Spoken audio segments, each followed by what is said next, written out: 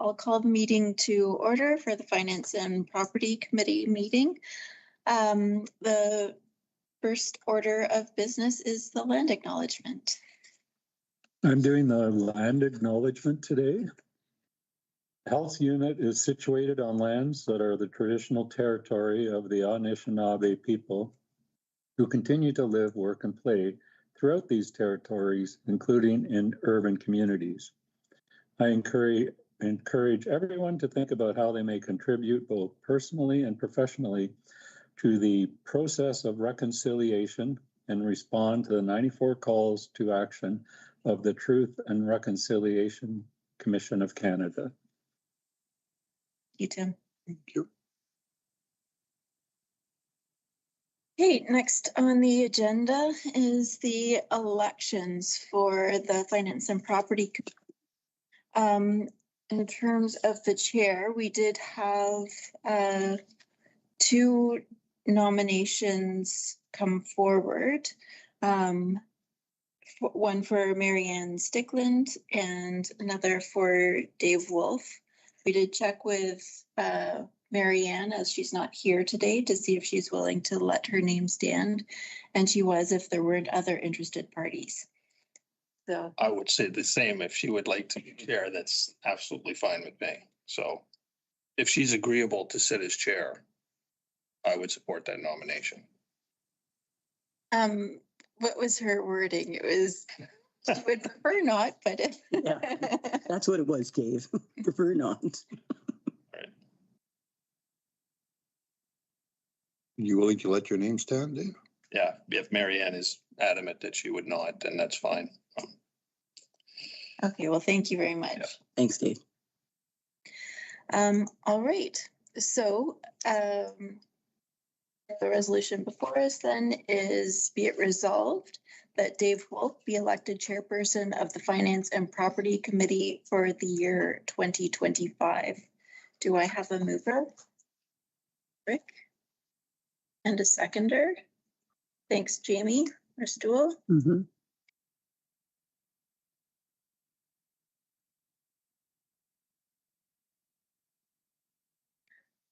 Okay, so I will call for a vote. Rick Champagne? Yes. Karen Cook is absent. Blair Flower? Yes. Thank you. Sarah Inch? Yes. Jamie's not online. And Jamie McGarvey isn't online yet either, I don't think. No. Hey, Jamie Restool? Yes. Tim Shepherd? Yes. You. And Catherine Still? Yes. Morris Switzer? Yes. Dave Wolf? Abstain? Yes, that's fine. Okay, thank you. Carried. So I will pass this over to you. Do we have any nominees for the place?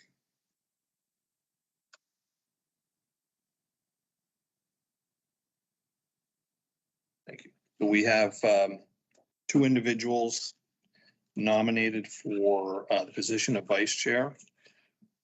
Rick Champagne and Tim Shepherd. We want to hold a vote. Oh, you prefer to, all right. I prefer to get Tim. For those who can't say, Mr. Champagne is passing the proverbial torch to Mr. Shepherd. Tim, would you be willing to? If no one else has put the Congratulations. Congratulations, Tim. We have be it resolved that Tim Shepherd be elected vice chair of the Finance and Property Committee for the year 2025.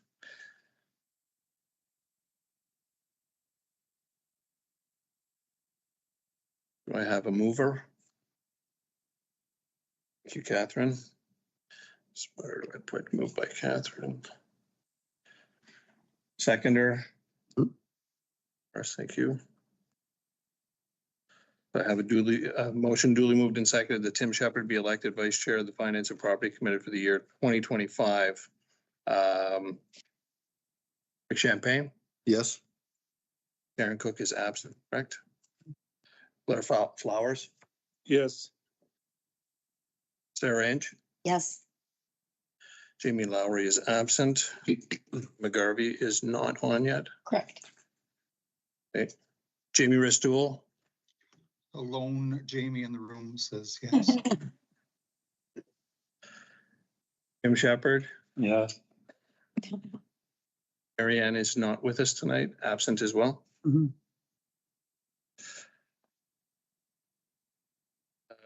Catherine Still, Yes.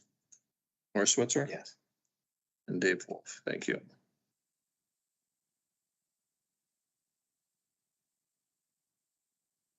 Do you need me to sign in the appropriate place, or is that in Yeah. reference to the chair? So you can sign there because you're acting as. Okay. Thanks, Tim. You, Thank you, Tim. thank you, Tim.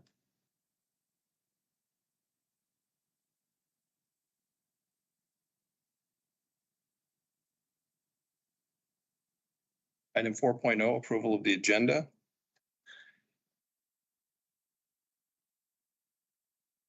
Be resolved, the Finance and Property Committee agenda dated February 26, 2025 be approved. Can I have a mover and a seconder, please?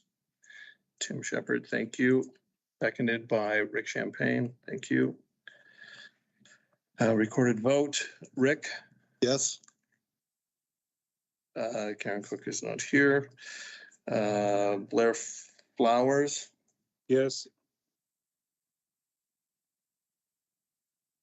Sarah Inch, Yes. Jamie Lowry is not here. Jamie McGarvey is not here. Jamie Ristool, Yes. Tim Shepherd, Yes. Marianne is not here. Catherine Still, Yes. Morris Switzer. Yes. Thank you. Yes.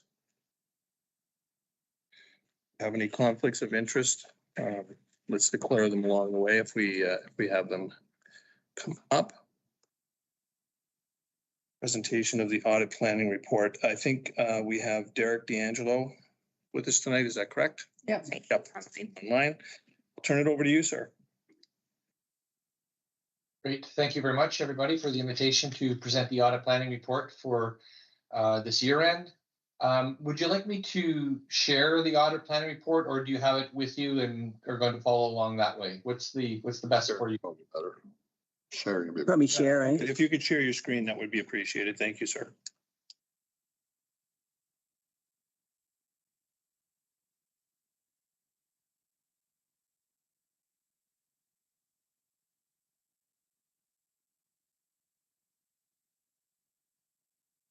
Okay. So just going to give you the key contacts for the engagement will be myself as the lead audit partner, as well as Sarah Lingenfelder, who will be the audit senior manager on engagement and has been on the engagement for the last several years.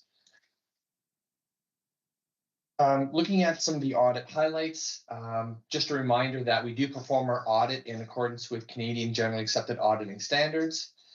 We'll review the materiality calculation, as well as the only issue here is the risk of management over audit controls. We do have separate screens on those, and I'll go over those in a moment with you. One of the two things I'd like to bring up here is we do have some changes in the accounting standards this year that we have to address as part of the audit. One is there's a new standard called the Public Sector, or PS 3400, which regards to revenue recognition. So we have to do an analysis while we're doing the audit. However, our initial assessment is that it will not have a material impact on the financial statements, but we do have to do a more robust and fulsome analysis while we're conducting the audit. The other new standard is Public Sector 3160 for public-private partnerships, P3s as they're more commonly known. And again, we do not expect this standard to have any material impact on your financial statements. But again, we have to go through our analysis as part of the audit. Materiality, again, we determine materiality, and again, materiality is an audit concept, and really what it is what we would consider a misstatement that could be reasonably expected to influence the economic decision of a user. Determining materiality is a matter of professional judgment, which involves both qualitative and quantitative factors.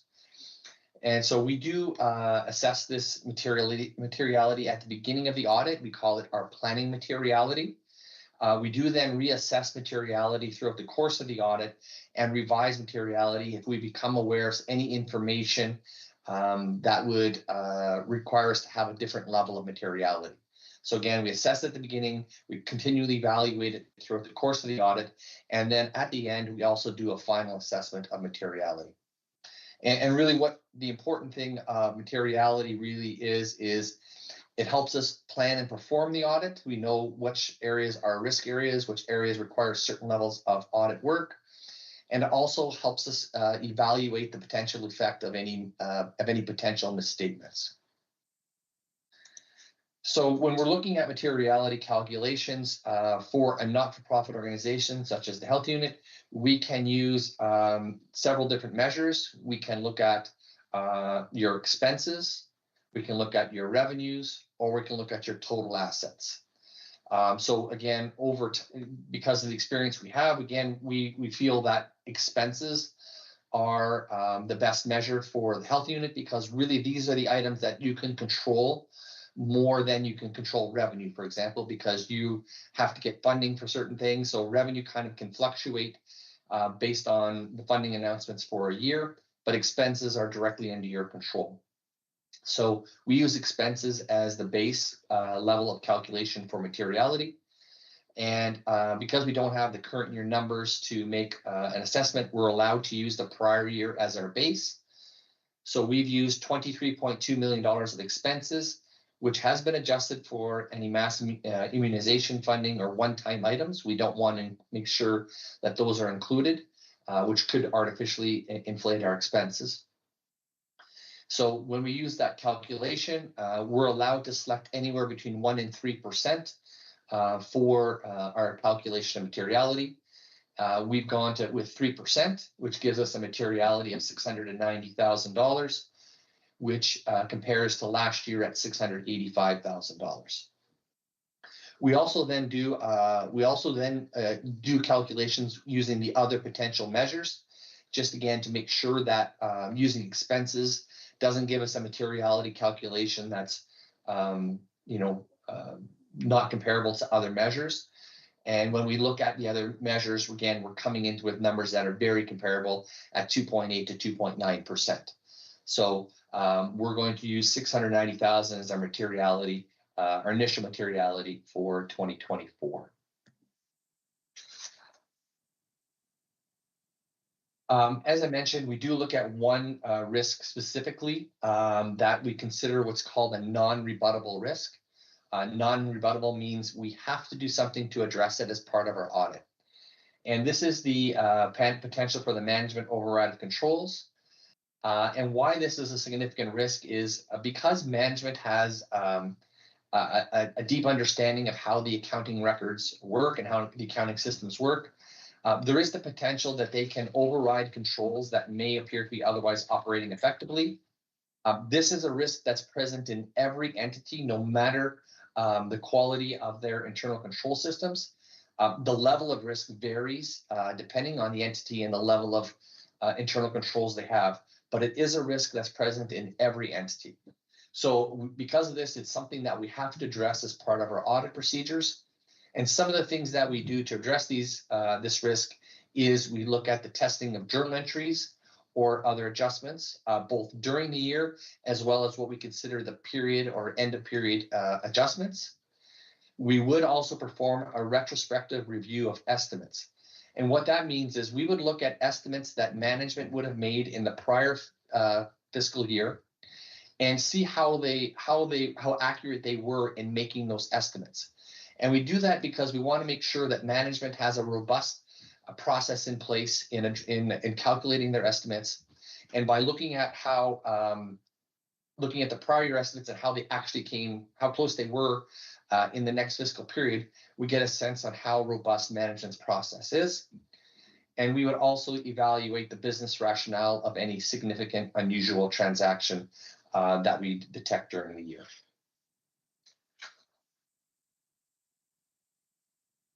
One of the things that we also would like is to have one or two representatives from the committee to be able to ask some direct questions to prior to or during the course of the audit. You can see that there's specific questions here that that we would ask, and this is not an exhaustive list. It just kind of gives you a sense on the things that we're asking about, and really goes to the all the questions that we're talking about, and it gives the committee an opportunity to speak directly to the auditors. And so we'll coordinate this through management and have these questions asked. It's not it won't take a long time, take maybe 15 or 20 minutes. So again, we'll ask management and coordinate this through management in the coming weeks.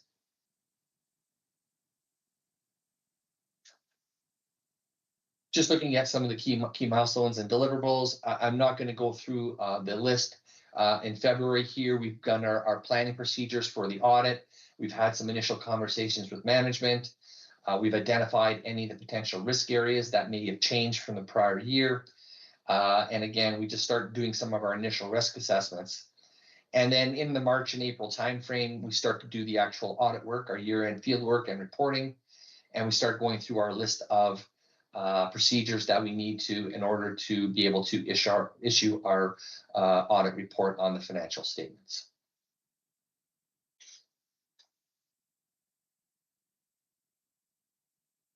This slide really just goes through the fact that audit quality is very important to our process and that we follow.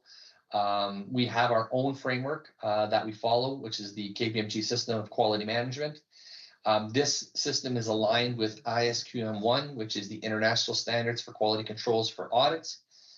And really what we define as audit quality as being the outcome when audits are executed consistently in line with the requirements and intent of applicable professional standards within a strong system of quality management, and that all of our activities are undertaken in an environment with the utmost level of objectivity, independence, ethics, and integrity. So really here is, this is what we want. We want to do the right thing always as part of our audits.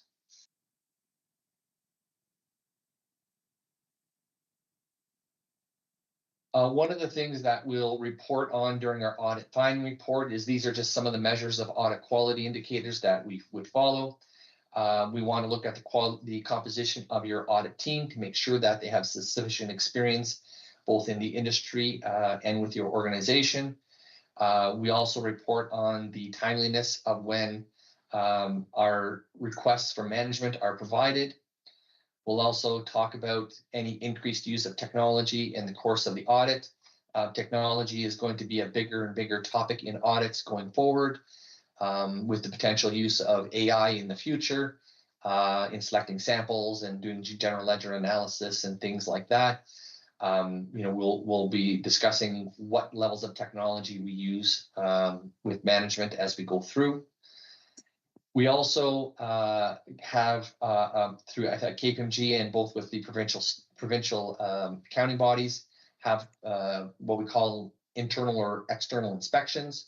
So if your file is selected or will be selected for a quality review, we'll let you know if the results of that review so that you can gauge whether or not your audit team is performing an appropriate GAS audit. And then at the end of the audit, we'll also give you a detailed breakdown of the time spent by the various levels of staff on the engagement, being partner, senior manager, and staff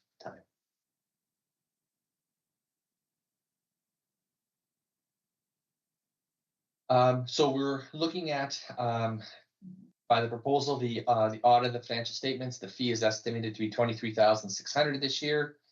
The audit of the ARR, the annual reconciliation report at $2,800. If we have to conduct the audit of Healthy Baby, Healthy Children, that'll be based on the hours incurred and the standard rates for the staff involved. And as well as I mentioned about the analysis of the adoption of PSAS 3400 and 3160. Again, we're based on the hours involved by the staff and their staff level. Although again, as I mentioned, we're not anticipating this to be a big lift in 2024.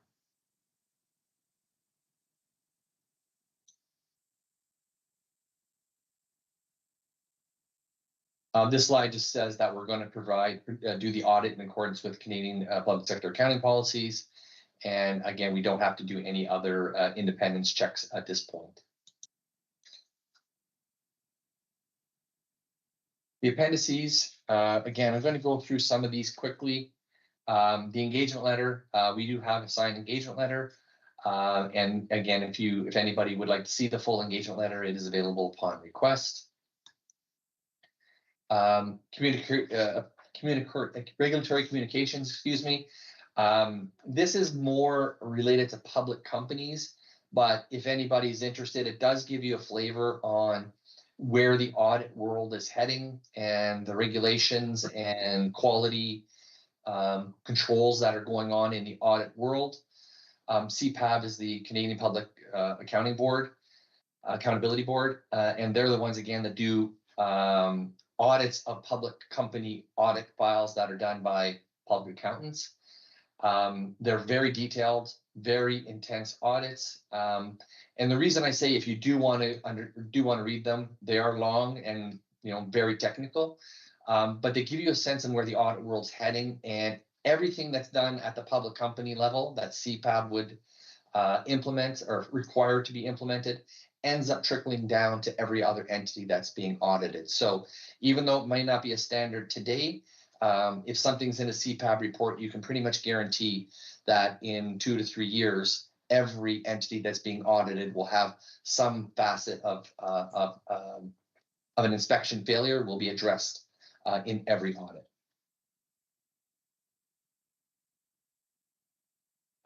New standards. Again, this one, it was the only real new audit standard, CAS 600, which relates to the audit of group financial statements. You don't have a group audit, so it's not a standard that's impacting you at all.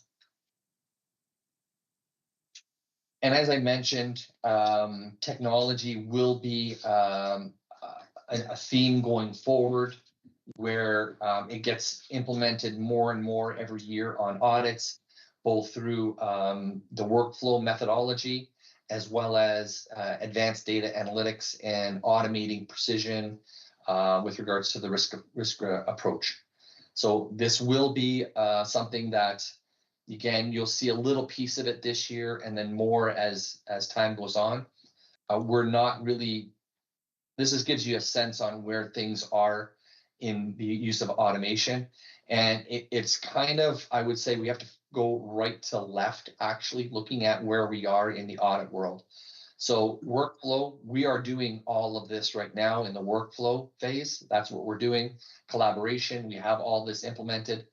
Automation is where we're starting to implement certain things. For example, data share and data snipper, we do use those as part of the audit.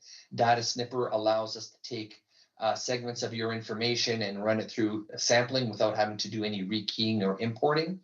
So we are using the data snipper. And then I think this is where we're going to be heading in the future, where we're going to be using more advanced analytics as part of the audit. And really what this does is, right now we have sampling plans where we look at samples of expenses and payroll and revenues, and we would send a list of samples to management and ask them to pull the documents. Really what will happen in the future is all of that information, if available, will be downloaded into a model, and the system will end up matching transactions, matching things in the data, and will pull those transactions, reducing the amount of sampling that will actually be done in the future.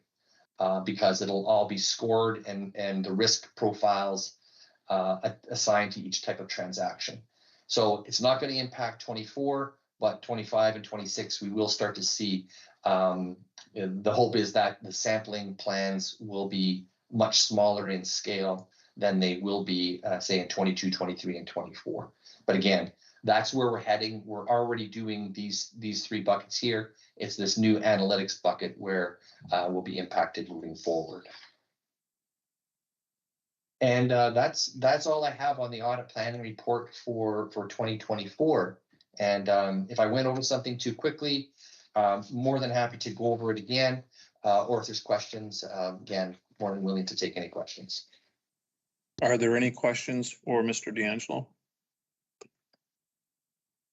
Chair, I don't know whether it's for Derek or for someone in here. Who remembers of the audit committee?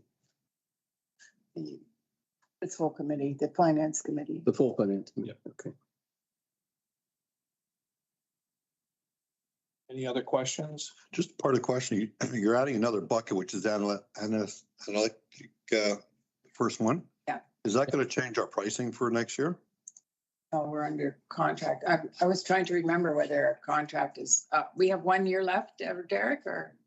My recollection is this is the last year, but I have to double check, but that's my recollection. This is the last year. Yes, okay. So with all this extra work that we're looking at, some extra cost probably? But it could save time too, so hard to tell. Yeah. I will tell you, I'll be very upfront, audits are not getting cheaper. That's just, I just be very upfront. The costs, the costs that are going through are impacting everything. So audits are not getting cheaper. That's just the fact in the industry right now. And be very frank, seeing substantial increases in pricing. What is your standard rate if we do need to have your services beyond what we've already contracted you for? It depends on the level of staff that you require. If you require partner time, it's a certain rate, senior manager time, a certain rate, and senior and staff accountant. So it really depends on the level of staff that's required for whatever you ask for. Generally speaking, do you have a sense of what a blended rate would look like for us? A blended rate of, say, senior manager, well, a blended rate of everybody together would be in the neighborhood of giving a range would be $175 to $225. That's fine. That's helpful. I was just looking for boxcar. That would be the blended rate. Okay. Any other questions for Mr. D'Angelo? When do we see the report come back to us roughly? What time frame are we looking at? June-ish? Before? April meeting. Okay. Thank you. If there are no other questions, then thank you very much for your time tonight, Mr. D'Angelo. We appreciate it. Oh, you're very welcome. Thank you for the opportunity to meet with all of you again. Hey, Derek. Thank you. Thank you. Bye now. Take care. Have a great balance of your night. Make no guarantees on that. Thank you as well. Approval. As a follow-up to that, when he contacts, I think last year was done electronically, right? You and the chair, do we have both chairs? Is that how we did it, or? I think so. I think we had the chair of the finance committee and the chair. They answered the questions on behalf of the board. Yeah, that's fine. It's not onerous No, by any sense of the word. no, 15 minutes. Do you have anything else to add? No, this is good. Proceed in No, everything in our side is progressing. We just closed the books, so we're getting ready. both sides are happy with the process so far? Yeah, these guys are easy to work with. Okay, and this being the last year of their contract, do we go out to tender for that? So, Historically, it's been the largest municipality, whoever is chosen by them. However, my understanding is it's unclear whether that needs to be the case. So we could go out to contract to tender? we could do it separately, or we could keep with the historic, which is to do it with the city. So we do it as part of the agencies, boards and commissions with the For the city. city of North Bay. Yes. And is this the last year? Do we know? Is this the last? Yeah, I'm pretty sure it It is. is. Yeah, yeah. So that just- Yeah, we did it all together. Okay, It's 5 years we usually do it for, so. so at some point, do we need to discuss how we want to proceed with an audit? Could probably be done at the June meeting. Yeah. I'll be gone by then, but it's the they don't normally let it before then. Right. The city, so because they wait till their audit for 24 is finished and Okay. they let the, So a conversation for another time, perhaps. Yeah, but we can mark that down as a, yeah. Maybe just to bring it forward again Yeah. for discussion, Yeah. and maybe see what, the city is planning. I don't disagree that the price is only gonna go up, but yeah, and I don't know if it's an advantage to be in with the big pot because that's sort of where I'm getting, yeah. they do quote on each one separately and we all do it separate, but maybe. Anything further on the audit? Item 7.0, approval of the previous minutes. Everyone has had an opportunity, they're in the package to review them. Any questions or concerns? Things stand out? No one online? And I have a motion, be it resolved that the minutes from the Finance and Property Committee meeting held on December 4th, 2024 be approved as presented. Moved by anyone? Tim Shepherd, thank you, Tim. See Jamie Restool got his hand up there. Jamie, thank you. We have a motion duly moved and seconded. Rick Champagne, Yes, to you. Karen Cook and Blair are away. Sarah Inch. Yes, sir. Blair's still here. Oh, Blair is online now. Blair, still sorry, go ahead. Thank you. Sarah, Yes. Jamie Lowry is away.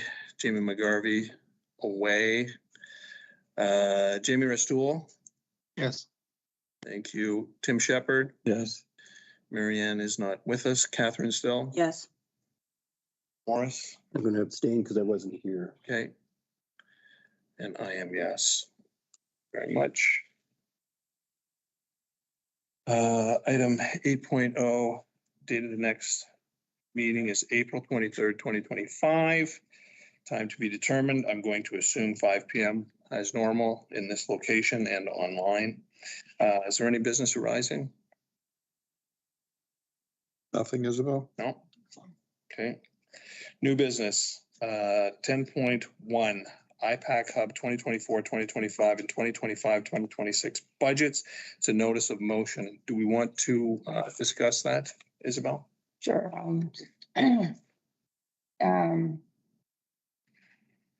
I've gone back through the history of the documents, so there's not a whole lot more to add to it, but we have been receiving money since 2020. There have been a few changes in 2024 and how it's funded. And it's now becoming a base funded item. There's still some understanding of how that funding is going to work a little bit, but we were informed ministry orally at this time that to treat the funding as the same as last year.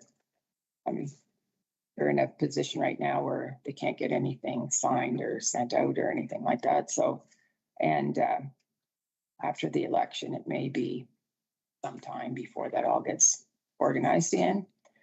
So we're proceeding on that instruction, and I've created budgets for both years. You'll recall, I think when I brought the budget in December, I said that this was left off of it because it's uncertain at that time as to how much to actually budget for.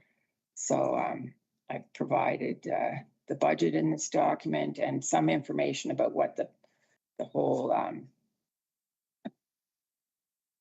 what work we're supposed to do for the money essentially, and what settings are actually eligible for us to work with, and all of that is in the document. So I'll accept any questions and try to answer them, or Dr. Zimbalati answer them if you can't.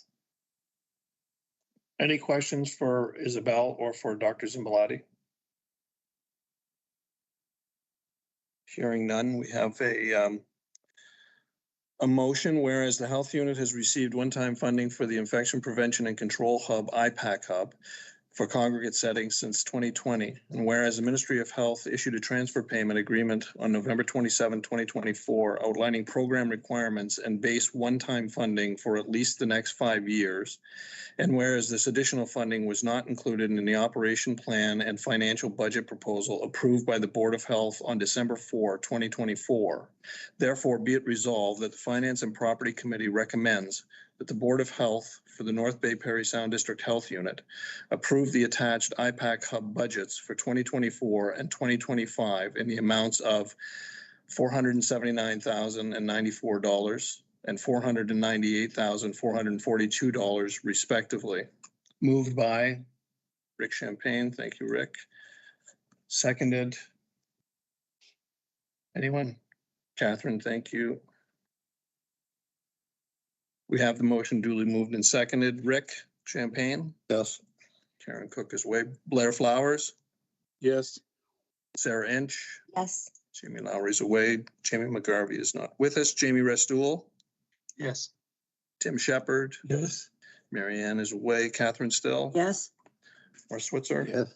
And is yes. Thank you very much. I'm assuming that the 10.2 and 10.3 are for our information only, and if there's any questions, we'll take them. Are there any questions on either of those 2 points on the agenda? You, being none, do we have any in-camera matters? Thank you very much. 12 is adjournment. Have a motion for adjournment? We do not. We are adjourned. Thank you, everyone. Hey. Thank you, Dave. Thanks, Isabel. Good job. Thank you. Congratulations on the position of Chair of Finance. Thank you. Great job. Congratulations. So at this time, I'll bring our meeting to order. Call to order. 1.0, adoption. Approval of the agenda. We need a mover and a seconder. By Tim.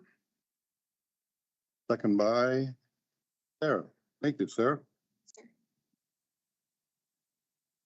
It resolved that the Board of Health agenda dated February 26, 25 be approved.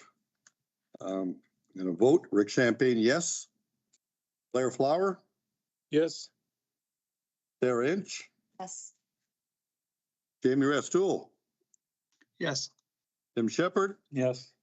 Catherine Still, Yes. Morris Switzer, Yes. Dave Wolf. Yes. Carried. I still don't see Jamie McGarvey on there yet, right? Not yet. There, okay. Be some time. Item 3, conflict of interest. If something comes up during the meeting, please let me know. If not, thank you. 3, conflict. Okay, 4, approval of the previous minutes. 4.1, Board of Health minutes, January 22nd, 2025. I need a mover and a seconder. Dave Wolf. Second by Jamie Restool. So nice to have one Jamie. The Jamie Club. Nice seeing you again today, Jamie. You too. Be resolved that the minutes from the Board of Health meeting held on January 22nd, 2025 be approved as presented. Rick Champagne, yes. Blair Flower, Yes. Sarah Inch, Yes. Jamie Restool, Yes. Tim Shepherd, Yes. Catherine Still, Yes. or Switzer, Yes. Dave Wolf. Yes. Carried.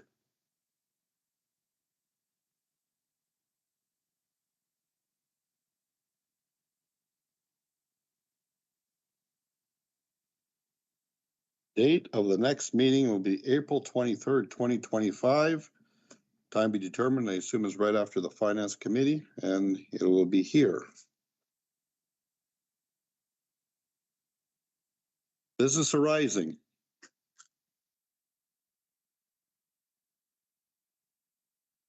Nothing online, nothing here, okay. Report of the medical officer, Dr. Zimbalati. Yeah, so the reports included in your package. My section really did focus on what we're seeing in terms of measles, and of course, the outbreak in Ontario is ongoing and perhaps hasn't even peaked yet. So it does raise concerns what could happen locally. I will say that as a health unit area, our vaccination rates are quite a bit better than provincial average for most vaccines. But when it comes to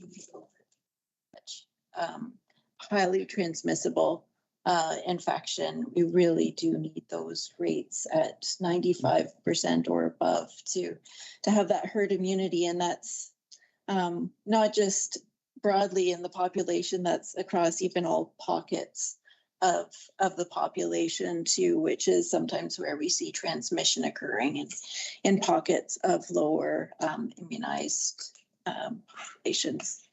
So as a health unit, we really are doing everything we can to try and encourage vaccination. I think there's a lot to do on the national front, the provincial front, and the local front to really tackle this. There's been obviously some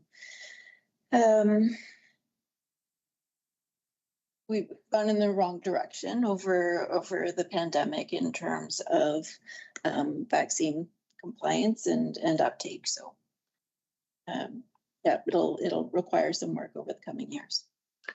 Just a question with the measles. Are we ready to hit the panic button yet, or is it still? Right now, the Ontario outbreak is fairly localized. There's really only been cases in 4 health units, and they're all in the southwestern Ontario area, mainly focused in 2 health units, and mainly with a population of lower vaccinated individuals. Majority of cases we are seeing are in unvaccinated individuals. So I'd say not a panic button in terms of our status here. Of course, any measles case does generate a lot of work for the health unit. Because there's so many potential contacts, often because of just how long it can stay in the air and impact others. So we have to be ready in terms of how we would realign our resources, or get help potentially from other health units if we did have a situation where was more than a couple of cases here. But I wouldn't say panic, but it is something that we need to stay on top of in terms of vaccination as prevention, but then also have those work plans for continuity of operations in the case where we did get some cases that really puts that hit on our resources. I just noticed on the news on the weekend, it seemed to be a lot more out there, especially at the airports, people traveling. They know there's been a person with measles on this flight. I know we have a hub in North Bay for flights. I'm just wondering if we're in contact with that. I guess they're keeping up to date, I guess, on what's going on. I'm sure they let us know, right? Yeah, so whenever there's a case that potentially has contacts in another health unit area, we are notified. And so, yeah, there's good communication. That's good. Between all Ontario health units, but there's also a process for interprovincial or even international. Oh, thank you for that. That's good. Just a question on the vaccinations as well. I had an email from a friend in Toronto today whose friend in Ohio said there was a death in a measles death in a school in their area where there's not a lot of concern about compliance with vaccinations. My question was, who is responsible for enforcing the compliance? Is it the school principals, or is it? In terms of the compliance with the Immunization of School Pupils Act, it is a kind of combined process where health providers are required to send their records to us. for school-age children so that we can assess vaccination records, and where we find that we don't have records to support that a student is up to date with vaccinations, then we do send a letter to the family, and 30 days or 4 weeks before, at least 4 weeks before any suspension notice would go out, we send another notice. So the suspension orders are orders under my name, and it is the school principal's responsibility to enforce the suspension. 242 suspensions, I think your report said. Is there a role for the, the health unit's communication team to really advance public awareness of this concern? Is there more that we should be doing? And we do a lot of work directly through the schools on this, so that's how we're getting the word out. So it isn't just generally to the populations that we really need to get the compliance with, but also when there are concerns, there's been lots of media attention on this to promoting vaccination. So I can't recall whether we have issued a news release on measles. I would have to take a look back. Holmes has been in touch around measles vaccination messaging, is in the process of drafting some social media messages. So not in a news release, but it is an ongoing messaging. Thanks. Social media. It's hard to get through to some people. Okay, Dave? Changes in the U.S. administration have impacted their funding for the CDC, which I think is concerning for Yes. a number of reasons. But the numbers and the information that we see coming out of the United States in terms of measles seems to be mostly through the media and not necessarily confirmed by any official sort of organization. So sort of I guess a two-part question. The impact that the lack of funding to the CDC is going to have, how is that generally going to impact the decisions that we might make here, but more specifically in terms with your report on the measles, if we're not getting accurate and information that we can confirm coming from the United States, how difficult is that for us, and how problematic is it? So I think there's still going to be that communication between CDC and our and Health Canada in terms of sharing information about cases. Like I said, there are protocols when it comes to specific cases and managing that. Yes, the budgetary decreases to the CDC as well as to ACIP, their immunization advisory committee, that is concerning. There's a lot of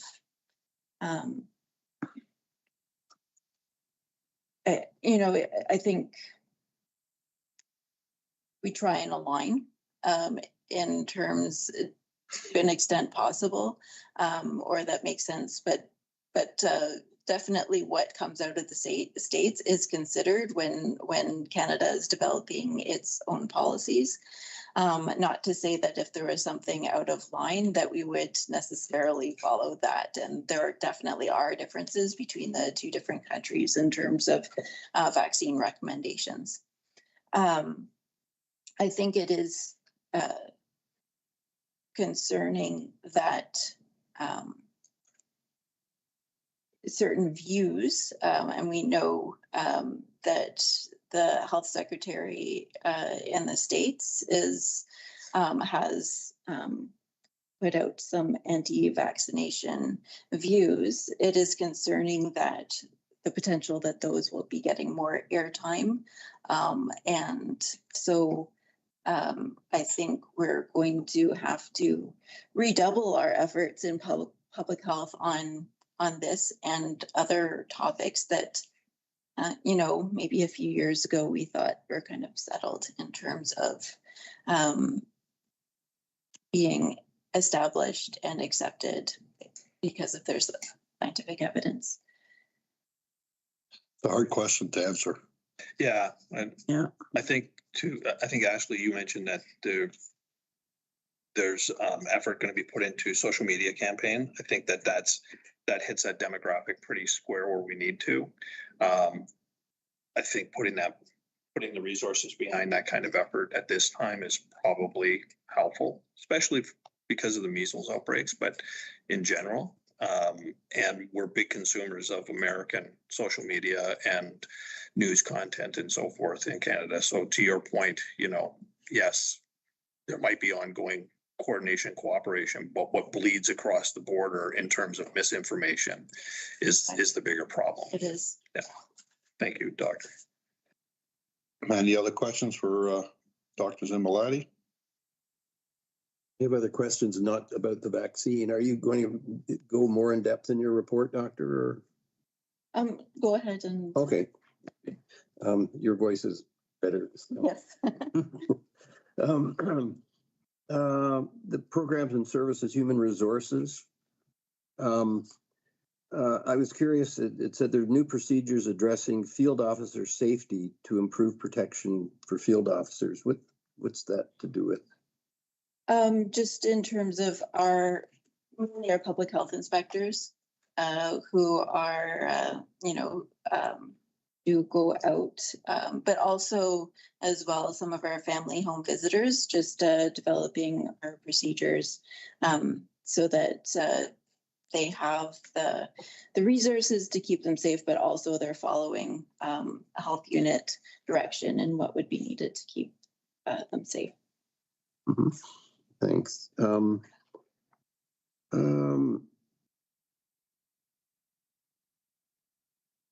A spelling mistake. This is the editor in me. In the second paragraph of your oral health, you said it should be 9 children have received care. Okay. Harm reduction services, we're distributing 1,400 testing kits a month. I'm interested in Ontario Public Health. Alberta has just announced that they're going to be starting 2 involuntary treatment centers for addictions. Wondering what the discussion is among public health professionals in Ontario, if there's been any discussion about that. On involuntary treatment? Yeah. There really hasn't been discussion on that. I think that it would be reported. I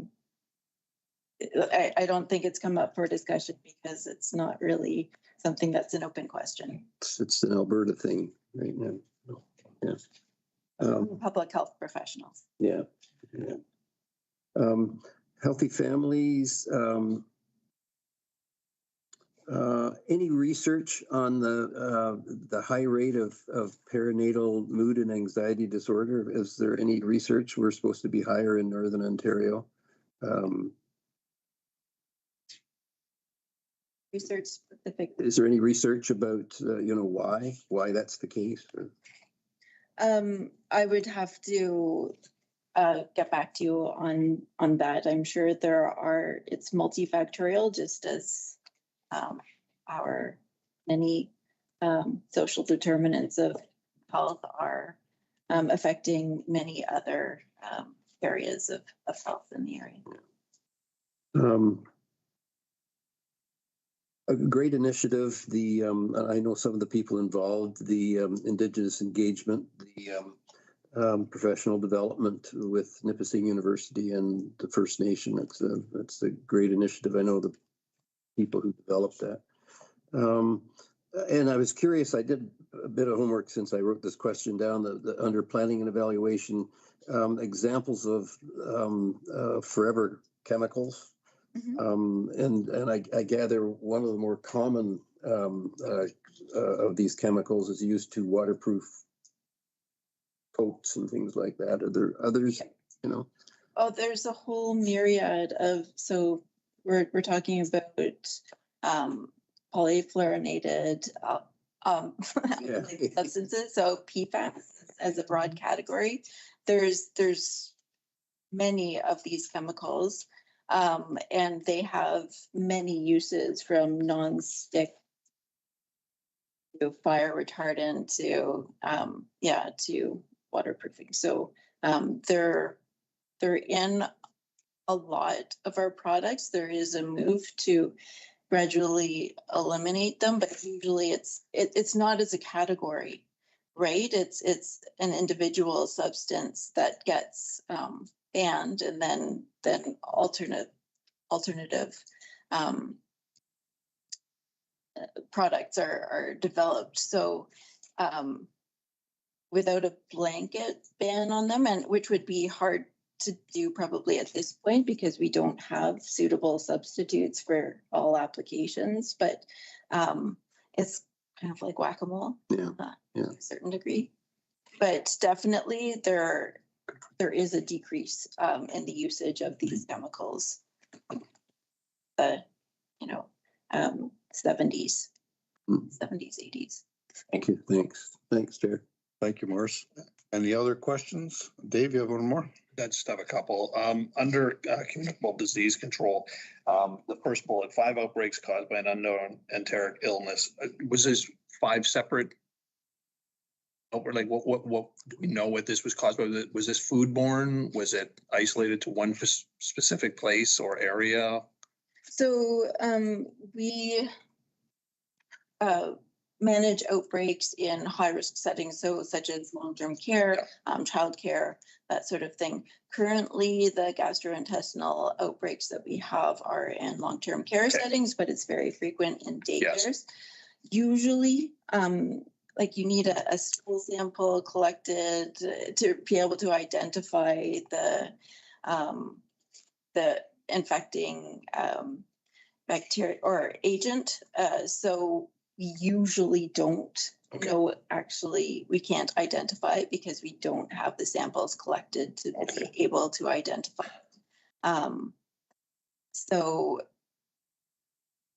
we do have mechanisms to try and identify foodborne illnesses, so if Salmonella, for instance, if there's a detected case, we do, there's potentially an interview to kind of triangulate what the types of foods that person ate, where they frequented, that sort of thing. And if there are several cases with similar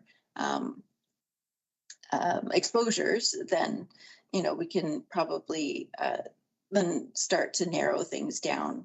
But usually in these types of outbreaks, it's, generally unknown. Yeah. Yeah.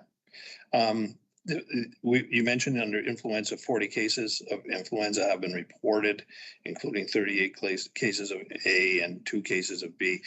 Are those numbers low for this time of year for here? So that was as of January 30th. Okay. I think we're closer to 200 now. I'd have to look back at the latest. That's why I asked, because I'm hearing sort of anecdotally that we have a much higher number. It is a higher number than we've experienced in recent years. And are we worried about that number, and do we know we don't know, but do we know what the hospitalizations are, if any? From the outbreaks that we're seeing, and usually the cases that get tested are those admitted to hospital or the first cases in an outbreak in a high risk. And so we aren't seeing huge numbers of hospitalizations related to that. Not really out of the ordinary. Okay. I just wondered, it seems like there's been some news lately about if you were vaccinated in the fall, you might want to consider getting revaccinated because it may not give you the protection. And I just wonder if we've got a high number of cases in our district, if we're looking at, if, again, to the point earlier about other media, if there's a need to put anything out in terms of influenza numbers and, you know, cautions around that. So if that, it would probably just be in highest risk settings that it would be recommended, and we haven't received that recommendation from, say, Public Health Ontario, or that we should be revaccinating individuals. But you are right, like if individuals received it early in the influenza kind of vaccination timeframe, the immunity is waning, especially because it's just a bit of a later wave we're seeing. So they are looking at whether we need to be altering the timing of when we're vaccinating. But we haven't had firm recommendations come out. Right. Okay. The vaccination rates in schools, and we talked a little bit about this earlier, the number of students that are were non-compliant. Do we know how many students, do we know if the compliance numbers have improved as a result of our efforts? Like over the course of the, yeah, so certainly like at there were There was like 240 or something. that were suspended, but I think towards the end, at the end of the suspension period, we were down to 30 non-compliant. Oh, okay. So the resolution was quite high for that. So it's a 99.6% compliance rate. That doesn't necessarily mean vaccinated rate. Right. Compliance could also mean that there was Religious reasons, an exemption of some sort. on file. Correct. Yeah. Okay. Or from the parents or whatever. Yeah.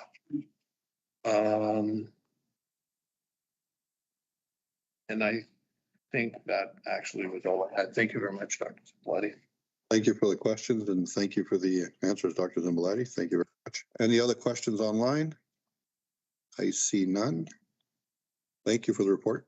That's it. Thank you. We'll move on to 8.1, finance and property. We have a resolution here. We need a mover and a seconder. Moved by Dave. Second by Sarah. I'll read the motion if you have any questions after. Whereas the health unit has received one-time funding for the infection prevention of control hub for the congregated setting since 2020, and whereas the Ministry of Health issued a transfer payment agreed on November 27th, 2024, outlining the program requirements and base one-time funding for at least 5 years, and whereas additionally funding was not included in the operation plan of financial budget proposal approved by the Board of Health on December 4th, 2024. Therefore, be resolved on the recommendation of the Finance and Property Committee that the Board of Health for the North Bay Parry Sound District Health Unit approves the IPAC hub budgets for 2024 and 2025 and 2025 and 2026 in the amount of $479,094 and $4,942 respectively. Any discussions on the motion? I see none. We'll ask for a vote. Rick Champagne, yes. Blair Flower. Yes. Sarah Inch. Yes. Jamie Restool. Yes. Tim Shepard. Yes. Catherine Still. Yes. Or Switzer. Yes. David Wolf. Yes. Carried. Thank you again from the Finance Committee. Correspondence, it's in your package you want to look at.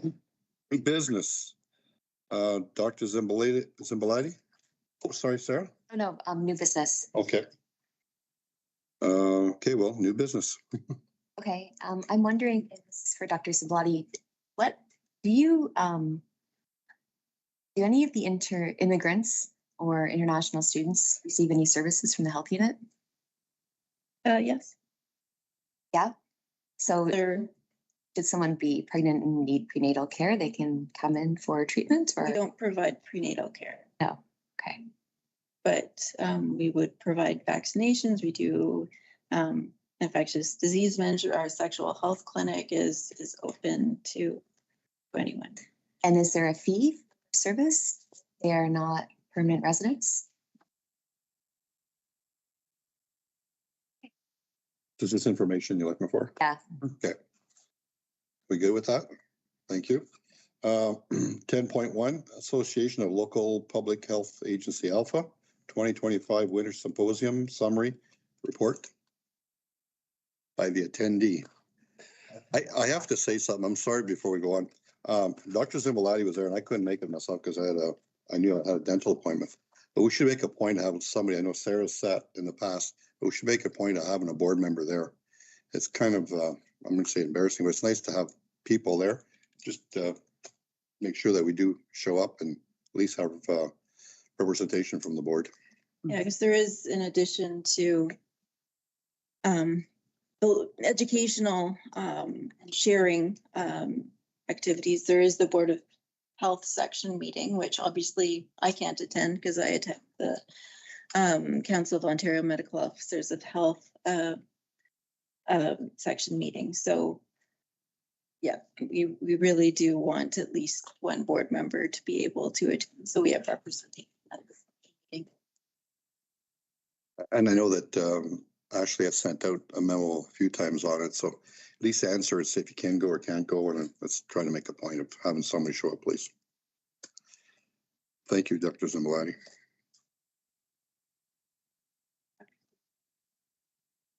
Any questions on, I did submit a report. One was, there were a couple of workshops that were part of that.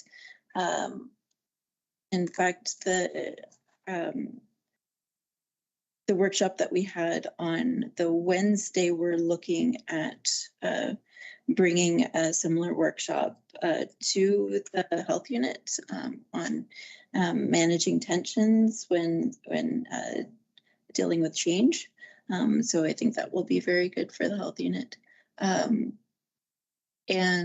there is very interesting talk on the Thursday regarding use of ArcGIS software and presentation by Public Health Sudbury and District on a resource that they've developed, which we're keen to learn more about. Yeah, and then the Friday morning strategy board's presentation on just the current political environment and potential implications for public health was also gave a lot of food for thought.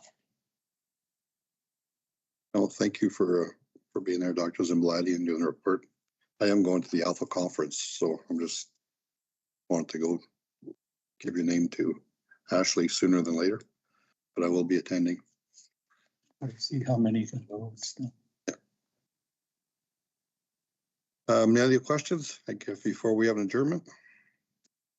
Online, I still don't see Jamie McGarvey's not on yet either, so There's no media inquiries. there's no media inquiries. So I guess we have an adjournment. Thank you very much for coming out, and I really thank Dave and Tim to step up for the finance committee. Thank you. And thank you for doing that, and thank you for everybody to come out and go enjoy the last of the nice weather for this week. Have a good night. The voice is so optimistic. For that conference, you've already booked. Oh. Don't know who else can. I'll bring it forward in April. Mhm. They'll go in the April package. Who's gonna go? The I'm gonna amount. bring it up to see who's gonna. go. Yeah. Yeah. It's